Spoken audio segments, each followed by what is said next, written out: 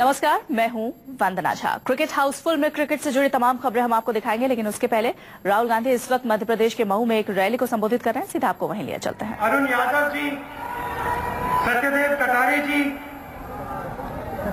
हमारे सब सीनियर नेता, मेंबर्स ऑफ पार्लियामेंट, एमएलए, कार्यकर्ता, भाइयों और बहनों, प्रेस के हमारे सब मित्रों, आप सबका यहां बहुत बहुत स्वागत, नमस्कार।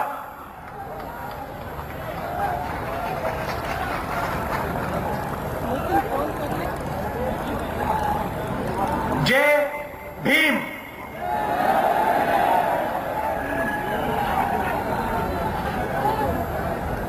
यहां हम आज देश के एक महापुरुष का आदर करने आए हुए हैं।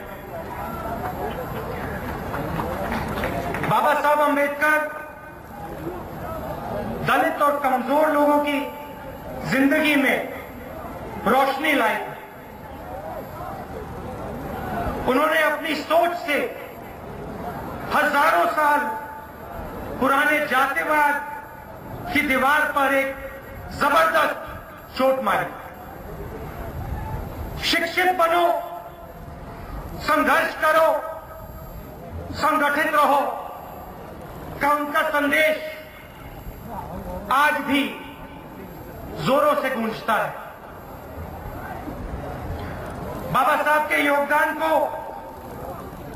देश और जाति की सीमाओं में नहीं बांधा जा सकता। दलितों के लिए बाबा साहब ने बहुत काम किए, लेकिन वो सिर्फ दलितों के नहीं, महिला अधिकार, मजदूरों के लिए कानून और रिजर्व बैंक ऑफ इंडिया बनाने में बाबा साहब का बहुत बड़ा योगदान। बाबा साहब अत्याचार के खिलाफ विरोध के एक प्रतीक थे। वो सिर्फ हमारे देश के नहीं बल्कि पूरी दुनिया के थे। गांधी जी, नेहरू जी, सरदार पटेल जी और मौलाना आजाद जी के साथ मिलकर उन्होंने हमारे देश की नींव रखी और आज उनके विचारों का प्रभाव हमें चारों तरफ दिखाई देता है। भारत के संविधान और उससे मिले वन मैन वन वोट के अधिकार ने हमेशा के लिए समाज को बदल दिया। गांधी जी, नेहरू जी और अंबेडकर जी ने इस काम को मिलकर पूरा किया। कोई एक अकेला व्यक्ति इस काम को नहीं कर सकता। इस काम को मिलकर पूरा किया। कोई एक अकेला व्यक्ति इस काम को नहीं कर सकता। आज समाज के हर वर्ग के लोगों की आवाज पंचायतों में, असेंबलियों में, पार्लियामेंट में सुनाई देती है। लेकिन आज देश की इतनी तरक्की के बाद हम सबका सपना, बाबा साहेब का सपना अभी भी अधूरा है। अहमदनगर के सागर तेजवाल को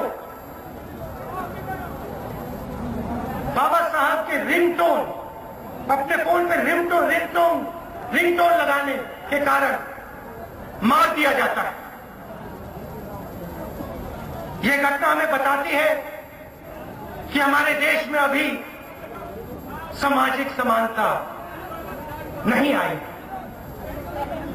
जगदीशन अली को हुनर के बावजूद उसके नाम के कारण नौकरी नहीं मिलती है, तो यह घटना बताती है कि अभी देश में आर्थिक अवसर सबको बराबरी से नहीं मिलता है।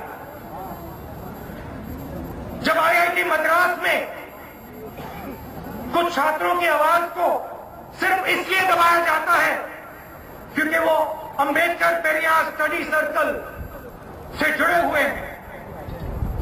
तो ये घटना बताती है कि कुछ लोगों के अधिकार आज भी छीने जा रहे हैं। जब बाबा साहेब ने जातिवाद को खत्म करने की बात की तो वो कोई असंभव बात नहीं थी। जाति धर्म के आधार पर कोई भेदभाव नहीं होना चाहिए। हमारे संविधान में सभी भारतीय समान हैं। सभी भारतीयों को समान अधिकार और बराबरी का हक मिला है। बाबा साहब का जातिवाद खत्म करने का सपना,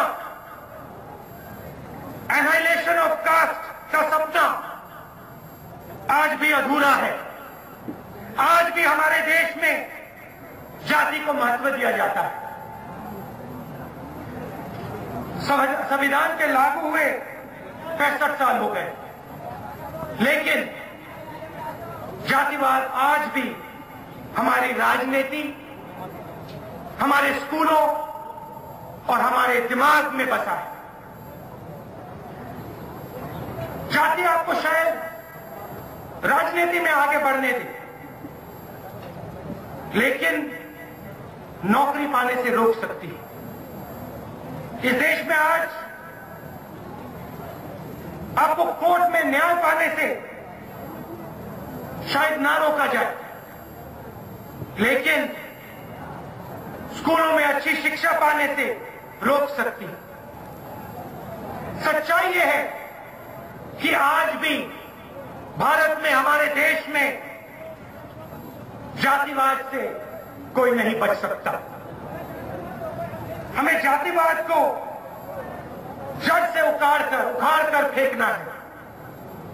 अगर जातिवाद का मतलब किसी को अधिकार देना और किसी को अधिकार से दूर रखना है, तो हमारी लड़ाई सबको अधिकार देने की लड़ाई है। आपकी लड़ाई सबको अधिकार देने की लड़ाई है। कांग्रेस सरकार ने लैंड रिडिस्ट्रीब्यूशन, बैंक नेशनलाइजेशन और नरेगा जैसे अधिकार के कानून इस दिशा में उठाए कदम थे। हमने शिक्षा और भोजन का अधिकार किसी एक जात को या किसी एक धर्म को नहीं दिया, हमने हर देशवासी को ये अधिकार दिए। बाबा साहेब की 125वीं एनिवर्सरी प्रोग्राम मनाते हुए हम ये याद करेंगे कि उन्होंने किसके लिए लड़ाई लड़ी, कांग्रेस पार्टी किसके साथ खड़ी होगी, किसके साथ खड़ी रहेगी। जहां कहीं भी अन्याय होगा, चाहे वो दलित, आदिवासी, महिला या किसी भी धर्म के लोगों के साथ हो, कांग्रेस पार्टी आपको वहां खड़ी दिखाई देगी।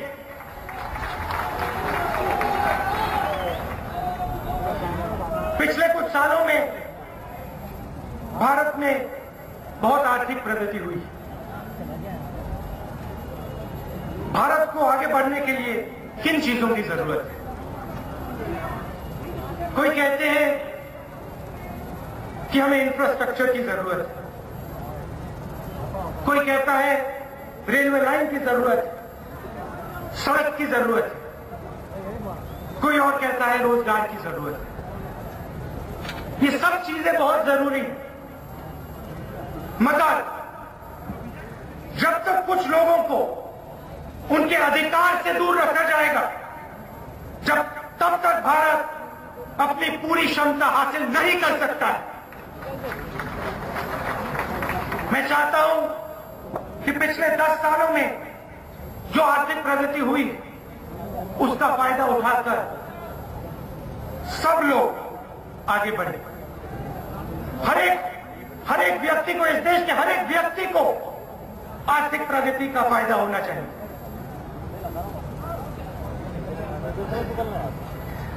सभी वर्गों के लड़के और लड़कियों नहीं, प्राइवेट नौकरी मिलनी चाहिए।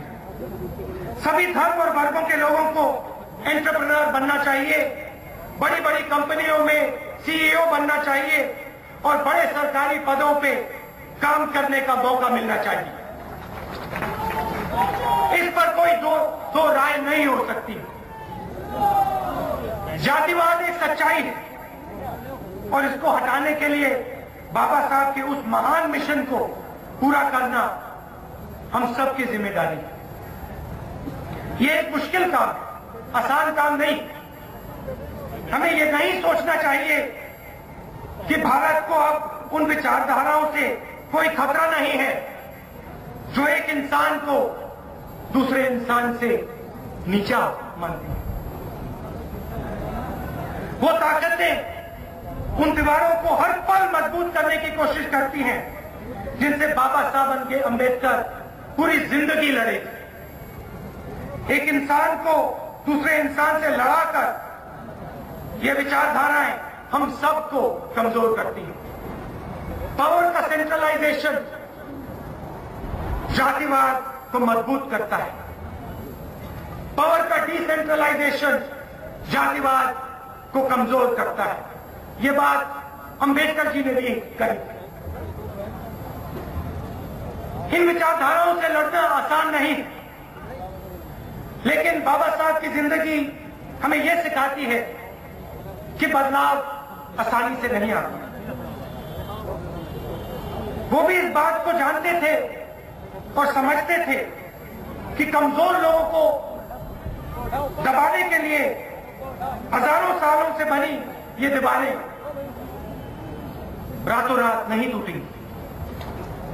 और हमें इसके लिए लगातार कोशिश करनी पड़ेगी। जब एक महिला बिना डर के बस में सफर कर पाई तब एक जीत हमें मिलेगी।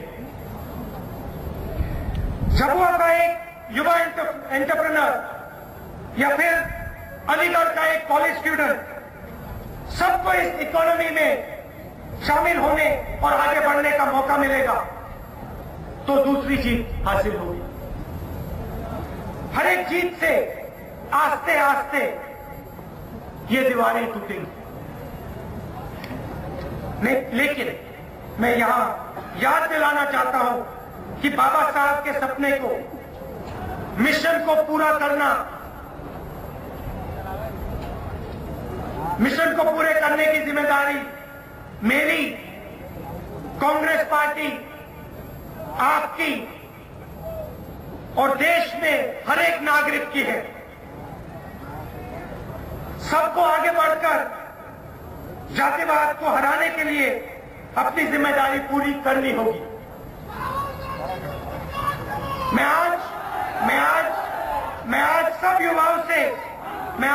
युवाओं से एक अपील करना चाहता हूं कि जातिवाद के खिलाफ अब वो चुप ना रहे, ताकि धीरे धीरे वो दीवारें टूट जाएं जो हमको बाबा साहब अंबेडकर के सपने से दूर रखती। जय भीम, जय हिंद।